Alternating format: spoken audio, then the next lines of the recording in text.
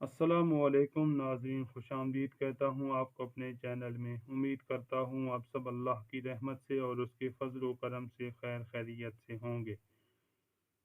मौलाना मोहम्मद अमीन सफदर अकाडवी रहमतुल्लाह ताला अलैह अपनी किताब में लिखते हैं, फरमाते हैं, मुझे बिहाड़ी के एक गांव से बड़ा मोहब्बत भरा ख़त लिखा गया कि मौलाना साहब, हमारे गांव में आज तक सीरतुन नबी सल्लल्लाहु अलैहि वसल्लम पर बयान नहीं हुआ।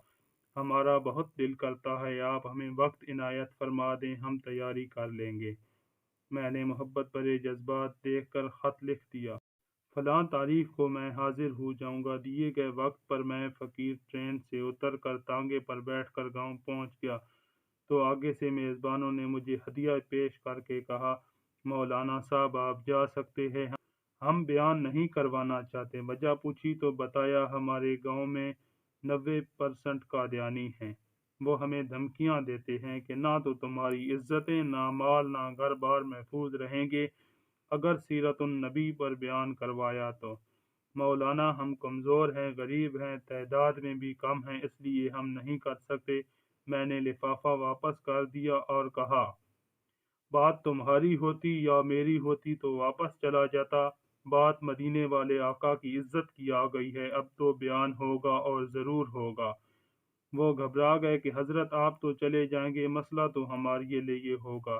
मैंने कहा, इस गांव के आसपास कोई डंडे वाला यानी बाअसर या गुंडा है?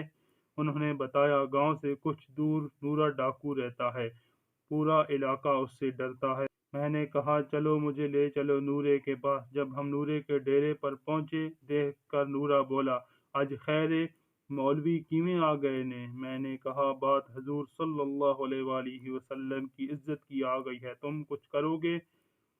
मेरी बात सुन के नूरा बिजली की तरह खड़ा हो गया और बोला, मैं डाकू जरूर हाँ पर बेगैरत नहीं है। वो हमें लेकर चल निकला। मस्जिद में 3 घंटे बयान किया मैंने और नूरा डट के खड़ा रहा। आखिर में नूरे ने ये कहा कि अगर किसी मुसलमान की तरफ आंख उठाकर भी देखा तो नूरे से बच नहीं सकेगा। मैं वापस आ गया। कुछ माह बाद मेरे घर पर एक आदमी आया, सर पर अमामा, चेहरे पे दाढ़ी, जबान पर दरूद पाक का विर्द। मैंने पूछा, कौन हो? वो रो के बोला, मौलाना मैं नूरा डाकू हूँ। जब इस दिन मैं वापस घर लौटा, जाके सो गया। आंख लगी थी, प्यारे मोहम्मद मुस्तफ़ा सल्लल्लाहु अलैहि वसल्लम मेरे ख्वाब में तशरीफ लाए, मेरा माथा चूमा और फरमाया, आज तूने मेरी इज्जत पर पहरा दिया, मैं और मेरा अल्लाह तुमसे खुश हो गए हैं। अल्लाह ने तेरे पिछले सारे गुनाह मुआफ फरमा दिए हैं। मौलाना साहब, इसके बाद मेरी आंख खुली तो सब कुछ बदल चुका था। अब तो हर वक्त आंखों में आंसू ही खुश्क नहीं होते। मौलाना साहब, मैं आपका शुक्रिया अदा करने आया हूँ।